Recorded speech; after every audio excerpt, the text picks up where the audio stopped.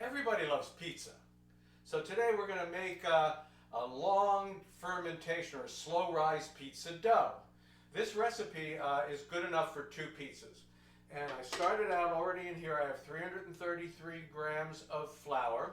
I'm going to add 7 grams of salt. And I'm going to add 2 grams of instant yeast. You can use dry active, but I prefer to use instant. Okay, I've got the dough hook on. To that I'm going to add the liquid now.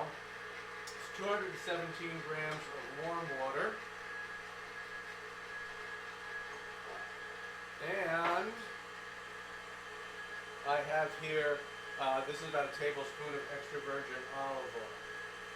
So I'm going to let that go now for a couple of minutes on a slow speed.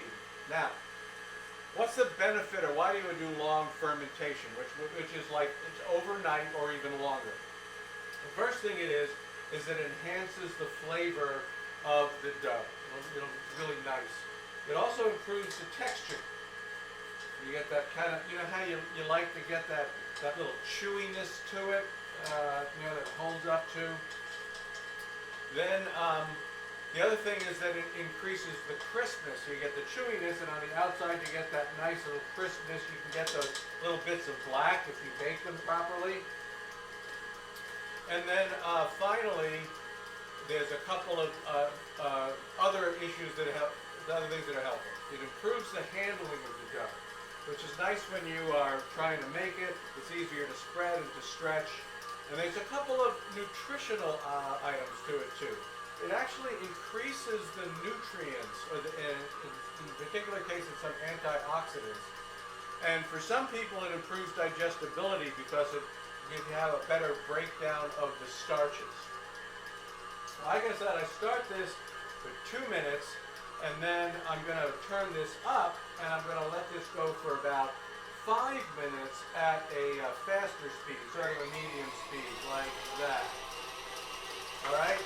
And so after 5 minutes, we'll come back, and we'll finish up the dough.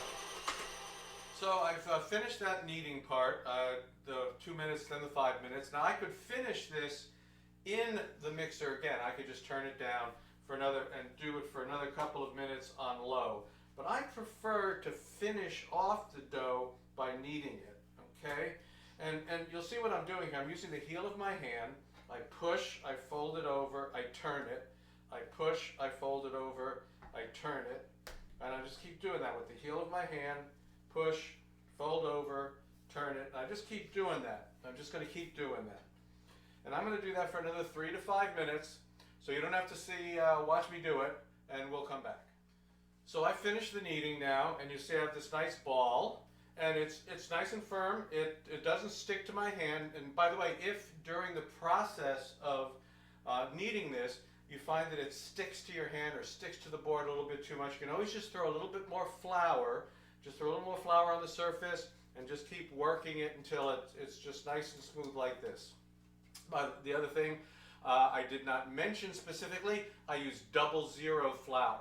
So I highly recommend you do that, but if you want to do something else, that could be fine too. I put it here now in a bowl. This is an oiled bowl. I rubbed a little olive oil on it. I'm going to cover it with a damp cloth and the cover.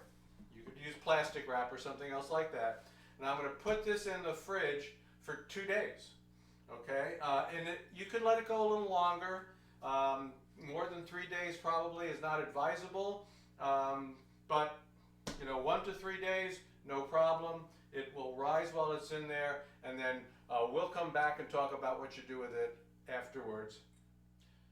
So it's been 48 hours, and you can see this rose very nicely. Rose and fermented over the 48 hours very well. I'm now going to take it out of this bowl and put it on the board. Now, as you remember, I mentioned that this was enough for 2 pizzas.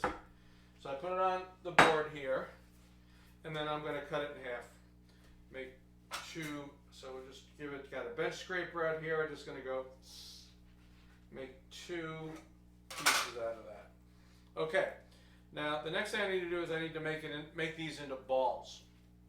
To do that, I just basically take them like this, and I'm going to do this thing where I just kind of fold, fold, fold. I'm rotating. You see, as I'm rotating it in my hand and I'm folding to make the top smooth, right?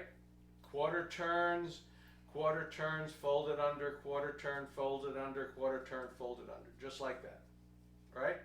And you'll see I'm making this nice ball of dough, all right? And then when I'm done with that, just like that, just like that, just like that, I pinch it on the bottom to hold it all together.